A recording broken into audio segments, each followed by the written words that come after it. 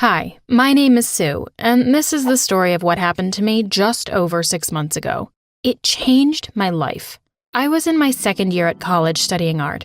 I've always really liked painting and drawing since I was a little kid. I always got lost in my work. Mom said I needed to get out more, socialize, but the truth was that I didn't have friends. I didn't really fit in. My clothing was mainly black, and I used the usual makeup and adornments most girls in college wore.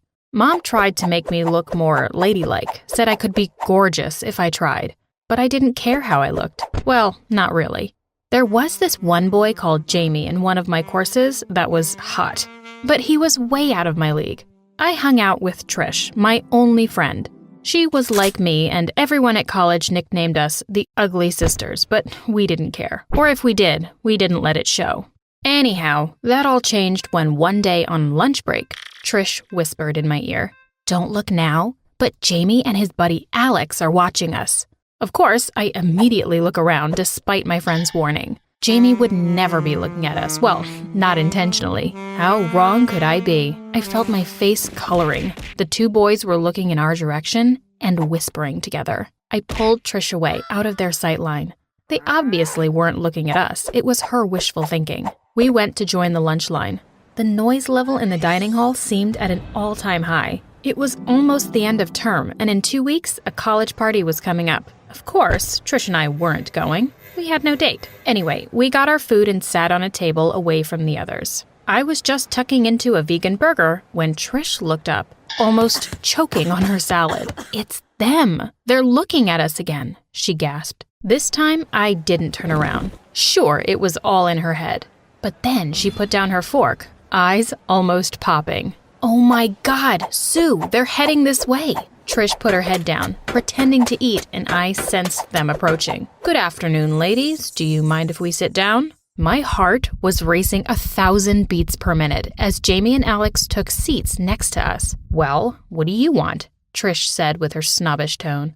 "Does there have to be a reason for sitting next to two lovely ladies?" Alex smiled a sickly smile that should have told me he was up to no good. "It's my birthday at the weekend and I'm having a pool party. I wondered if you two would like to come," he asked. Trish looked at me and frowned. "I'm afraid we're busy." She spoke for both of us, but I was already lost in thoughts of Jamie sitting next to me. But I didn't dare to look at him. "Well," the sound of my voice startled me as if I was thinking out loud. "I'm free." I could hardly believe my words. Alex turned his attention to me. "Hey, that's great. It's 2 p.m. on Saturday. Here's the address." He handed me a piece of paper, even though everyone knew where Alex lived. It was the biggest house for miles around. "See you Saturday. That includes you too, Trish, if you change your mind." The two stood to leave, and I managed to turn and look at Jamie. He seemed awkward but gave me a half smile. As soon as they were out of earshot, Trish went mad.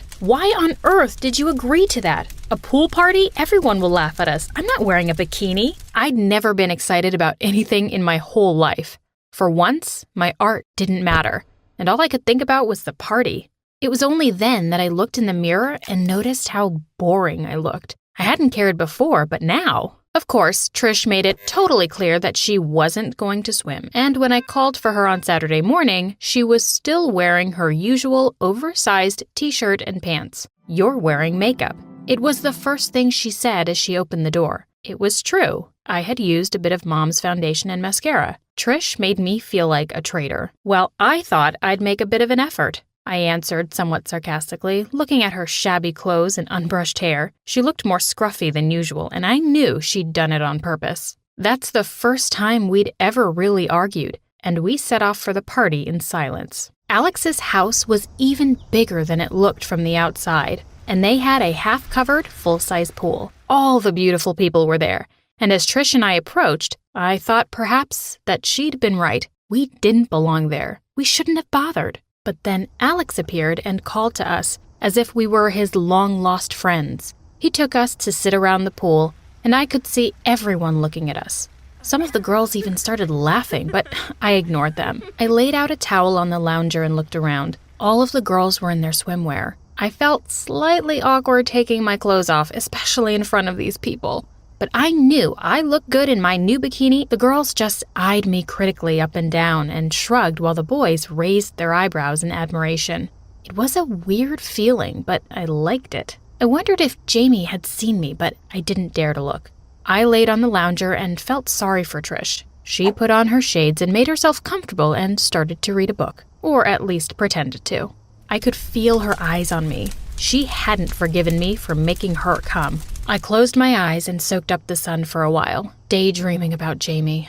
After 10 minutes, it seemed to cloud over. I opened my eyes to see Jamie standing over me. "Hi, glad you could come. Can I get you a drink?" I could hardly speak, but nodded and tried to smile. "You too, Trish?" She grunted, and he went off to fetch the lemonade. Trish looked over her glasses at me. "What's he hanging around for?" I shrugged. "I guess he's just trying to be friendly?" Trish snorted. "Those two are up to something. Just be careful." I laughed. She was so paranoid. I'd never been happier. Jamie returned with the drinks, and when he smiled, I swear my heart melted. "Fancy a swim?" Trish coughed and sputtered on her cold drink. "You don't mind, do you, Trish?" I gave her a hard stare, daring her to say anything. She just shrugged. "It's your life." The water cooled my hot skin as I dove in. We stood and chatted for a while. He asked me questions about my life, even seemed interested in my art. I wasn't sure how long we'd been in the water, but when I looked up, Trish was gone, and I suddenly felt guilty for deserting her. After all, I'd dragged her along in the first place.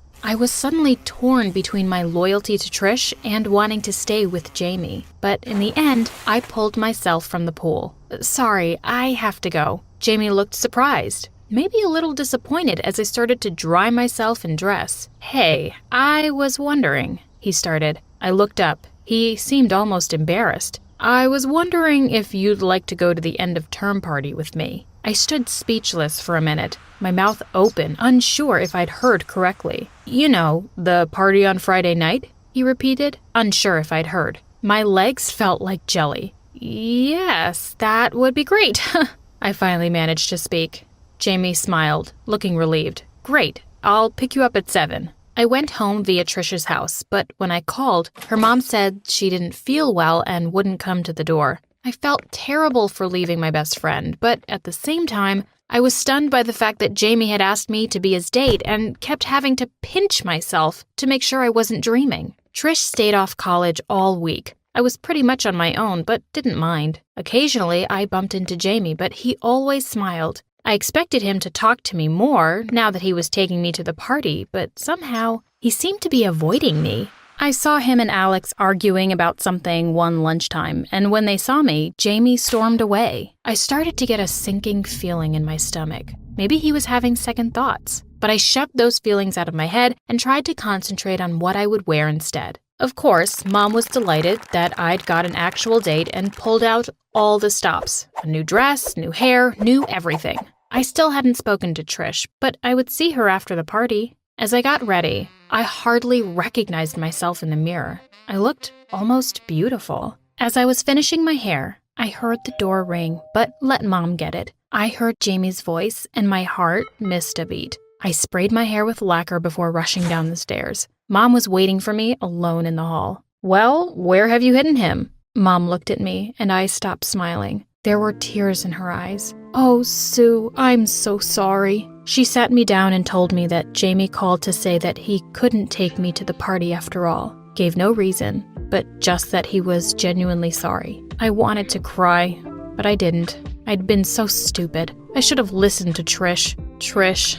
I needed my best friend more than ever, and rushed up to my room to phone her. It was only then that I cried. She listened to my tale of woe and sounded genuinely sorry for me. "Hey, why don't I come around, and we can go to the college party together? We'll show him," she suggested helpfully. At first, I didn't want to, but then I thought of all the money Mom had spent on me. Why waste a good dress? I agreed, and within an hour, Trish and I were standing at the entrance of the sports hall. The party was well and truly underway. As soon as we walked in, I knew it was a big mistake. I felt all eyes on us, as if everyone was laughing at us. I headed to the powder room while Trish went to get us both a drink. I needed a few minutes to get my confidence back. I shut the door on the cubicle just as I heard a group of girls enter. I recognized one voice, Jessica, a girl who was always hanging around with Jamie. Of course he'll ask me out tonight. God knows why he was ever thinking of asking that dork Sue out. Although I blame Alex. He encouraged Jamie in the first place. Thought it was some huge joke. The joke was on him when he realized his best friend had actually asked her out. I mean, she would never fit in with our crowd. Well, Alex finally knocked some sense in him. Thank God he did. I mean, Jamie and Sue, come on. I didn't want to hear any more, so that was it. It was all a big joke. I was all a big joke to Jamie and his mates. I waited for them to go before I ran from the powder room and out onto the sports field beyond. It was only then that I allowed myself to cry, my tears washing the mascara and carefully applied makeup from my face. But what did that matter now? The mascara was stinging my eyes as I heard someone approaching. Reaching into my bag, I pulled out a wipe and started to scrub the makeup from my eyes. Trish? No, it's me, Jamie. I turned away, not wanting him to see the state he'd made me. I want to apologize. I could feel the anger rising in my throat as I turned to him. For what? Humiliating me in front of the whole school? Why did you even bother asking me out in the first place? He looked shocked for a minute. Please, let me explain, he added. I turned my back, but then felt a gentle hand on my shoulder. I really like you, Sue. I gave in to pressure.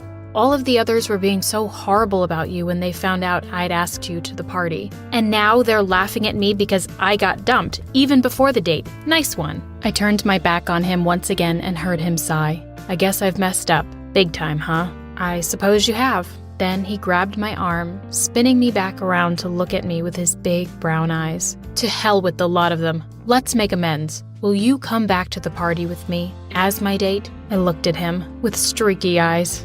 Like this? He laughed. You look beautiful, and I'm proud to have you on my arm. Although you might want to fix those black smears before we dance, huh? I took his arm. My head was confused, although my heart was only thinking one thing. He really likes me. We shared our first kiss that night and have been dating ever since. He no longer hangs about with Alex, and we have our own friends. Even Trish has smartened up and has a date. We even double date together. Life has changed so much. For the better. Hi, my name is Summer, and I have a really strange story to tell. My boyfriend, Andrew, has always been a bit mysterious. He is super smart and a little bit introverted, so not a lot of people get him. But I felt like I did. He was always dressed in black, always sat in the same spot, and read weird books that he picked out from a library downtown. Specifically, he loved reading about conspiracy theories and unsolved mysteries. He knew so much about everything, and I found it so sexy, especially when he would explain them to me. Andrew wasn't exactly the typical boyfriend. Like, he got me weird presents, such as black roses and handmade dolls. And when we went out, he took me to places in the woods and other hidden parks he knew. We always had a lot of fun together. I loved him, I really did. But later on, things changed. Andrew started to ignore my calls and texts. He ignored me for days. At first, I was super worried. I thought something was really wrong, and he was going to break up with me. Finally, I decided to go to his house. He was just hunched over his computer and scrolling through Reddit. He told me he'd just gotten carried away online and didn't hear his phone. It was weird, though, because he's never missed any of my calls or texts before, but I shrugged it off. I figured everyone has strange days. Maybe he was just tired, or accidentally put his phone on silent. Then it happened again the next day. I didn't hear from him at all, no matter how many times I called or texted him. I called his mom, and she told me he was fine. He was just shut up in his bedroom. I didn't understand why he was ignoring me all of a sudden, but I didn't want it to happen again. So, on the third day, I asked him if we could hang out after school, but he told me he had something important he needed to do. I didn't understand, and we kind of argued about it. What was more important than me? So, I decided to follow him, to know what was going on. I saw him walking out of school and going the opposite way than he normally would go to get home. He was walking for ages, and I started to get really creeped out. It was a weird part of town that no one ever really went to because it was so run down. All the shops were closed and the windows smashed in. Then all of a sudden, Andrew turned and walked through a gate I didn't recognize. I ran up behind him and looked through the bars. It was some old, creepy church. The sun was starting to set, and I didn't want to get caught outside in the dark, so I went home feeling confused and a little freaked out. I started to worry that maybe he'd found someone else and was meeting up with her privately where no one could see them. The idea of it was bugging me so much. I couldn't concentrate on homework. I couldn't eat. So then I did something bad. I know it's wrong, but I pulled up my laptop and I logged onto his Facebook to see if he'd been chatting to any other girls. But what I found was 10 times worse. He'd been talking to some guy with a strange and obviously fake Facebook name. Their messages were weird and sounded like gibberish, almost like a foreign language or something. The ones that were in English were weird. The other guy kept asking Andrew questions like, "Have you done what we asked?" and "Send us proof that you're serious." There weren't many messages, but it was enough to freak me out. I didn't know how to confront Andrew about it without admitting I logged into his Facebook. The next day, I walked home with him after school and confronted him about the problems we've been having. He said that he didn't mean to ignore me, but he felt he had a greater purpose at the moment. I didn't really understand what he meant. What kind of greater purpose was he talking about? That was when he told me that he'd met up with some guys from Reddit a few days ago, and he wanted to introduce me to them. At first, I wasn't sure what to think, but as Andrew started to tell me more and more about his friends, and that they'd all planned to celebrate God together, I felt a little bit better. After all, if they were good Christians, they'd be nice people for sure, wouldn't they? That also explained the creepy church. So, I agreed to go and meet up with them with Andrew. They were meeting in the same old abandoned church outside of town. It was a bit of a ruined mess, but it was kind of cool, and Andrew seemed to be so excited. I wanted it to go well for him, and I wanted him to think I was cool for coming along.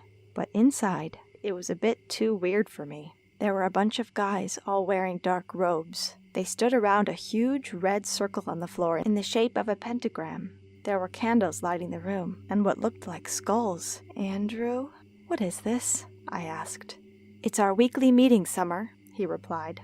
"I didn't expect... you said you were worshiping God," I said, feeling confused. "The devil is our god, Summer," Andrew explained. What? The devil? He must have lost his mind.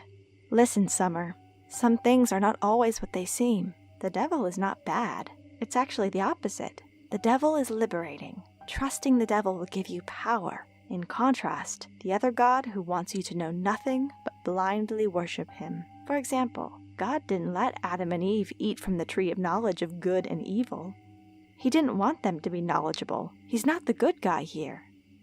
If you had children, you wouldn't want them to stay ignorant now, would you?" he said with confidence. Andrew kept trying to explain his beliefs to me, even though I was a bit taken aback from the whole idea. I kept an open mind and listened. However, the whole thing was still crazy. I couldn't accept that my boyfriend follows a satanic religion. It was terrifying. Andrew saw how afraid I was, so he reassured me that there was nothing to fear. He then offered to take me to another meeting to decide for myself. I hesitated a bit, but then I agreed. I went to the meeting the next day, and to be honest, it wasn't bad. I had many questions. I started going to those meetings with Andrew more often. In the prayer meetings, they wore these black robes, and Andrew made me wear one too. They would chant things and light candles. It was always in Latin. Andrew asked me to say the words too, so I did, even though I had no idea what they meant. I honestly still had some suspicions, but I kept telling myself that these people weren't harmful, and since Andrew was enjoying the meetings, I should too. After a while, I found myself enjoying these meetings. I got excited to go to every meeting, and I was always with Andrew. I also liked the people there. The community was really nice to me, and I made a lot of friends. Then came the day I was privileged to become a member of Andrew's community, and I got invited to attend a welcoming ceremony. When I accepted the invite, Andrew gave me the biggest hug and whispered in my ear that he loved me. I loved him too, and I was glad that I'm making the one I love happy. Later on, I was taken to the temple where I was going to become a member. However, I was surprised to see that there was a live chicken in the room. The other members told me that this was the ritual of accepting a new member into the community. They had to sacrifice a living being. I laughed, thinking they were joking, but none of the others laughed. Then Andrew pulled out a knife, and I gasped. The fluffy, clucking chicken was innocent. There was no need to kill it. "You can't do this, it's wrong," I cried. Andrew said it was okay, and that I should just calm down, but I didn't. Instead, I reached my hands to the chicken and untied the rope wrapped around its legs. The poor chicken was terrified, and it quickly ran away. Andrew looked so angry. I never saw him so mad in the whole time I knew him. He rushed over to me and grabbed me by the hair. "Stop being stupid, Summer. This is important. We need to sacrifice to Satan to make him happy and bring in a new member. In return, he'll make us stronger, more powerful, and he'll give us riches. You don't understand anything. You're just a silly schoolgirl," he said. "You're mad!" I screamed, and he yanked my hair harder until I was crying in pain. He lifted the knife in his hand, and I couldn't breathe. Everything in my body was telling me to run. I kicked him in the leg and sent him flying to the floor before I ran away and never looked back. When I got home, I ran in my mother's arms and burst into tears. My parents were pretty worried, but I couldn't bear to tell them everything that happened. All I said